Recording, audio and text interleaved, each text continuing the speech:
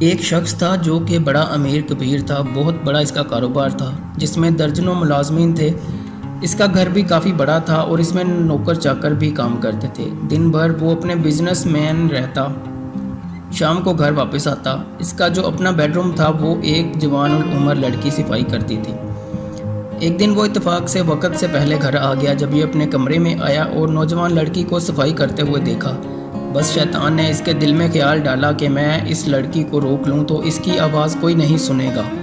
اگر یہ میری کسی سے شکایت بھی کرے گی تو کوئی اس کی بات کو نہیں مانے گا۔ میں تو پورے پولیس اسٹیشن کو خرید سکتا ہوں، ملازمین سب میری بات مانیں گے۔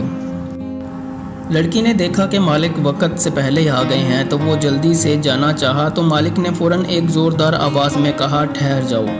وہ مالک کے تیور دیکھ کر گھبرا گئی۔ مالک نے کہا، سب کھڑکیاں دروازے بند کر دو۔ اب لڑکی پریشان کہ میں کیا کروں تو کیا کروں، لیکن اس کے دل میں تقویٰ تھا، اللہ کا خوف تھا، آنسو بہہ رہے تھے اور اللہ سے دعا بھی کر رہی تھی۔ چنانچہ اس نے ایک ایک کر کے سب کھڑکیاں دروازے بند کرنا شروع کیے۔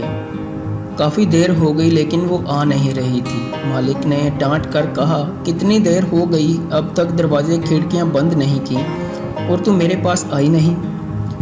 تو اس لڑکی نے روتے ہوئے کہا، مالک میں نے سارے دروازے بند کر دیے، ساری کھڑکیاں بند کر دیں، مگر ایک کھڑکی کو بہت دیر سے بند کرنے کی کوشش کر رہی ہوں لیکن مجھ سے بند نہیں ہو پا رہی۔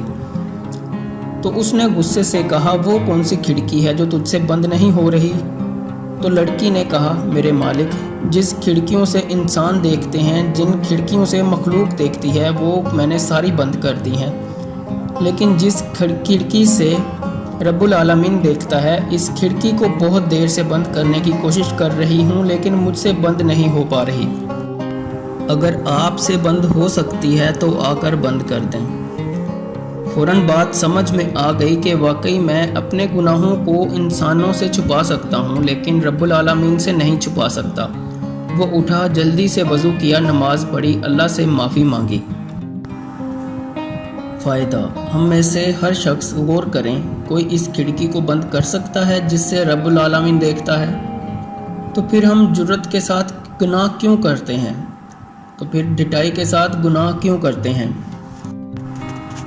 وقتی طور پر نفس کا غالب آ جانا یہ ایک الگ بات ہے، لیکن ہم گناہ کرتے ہیں اور گناہ پر گناہ کرتے جاتے ہیں۔ عادت ہوتی ہے ہمارے گناہ کرنے کی۔ ہم گناہ کو مکھی کی طرح سمجھتے ہیں کہ پھونک ماری یوں اڑا دی، اسی لیے نہ کہ ہم کو اس کھڑکی کا یقین نہیں ہے۔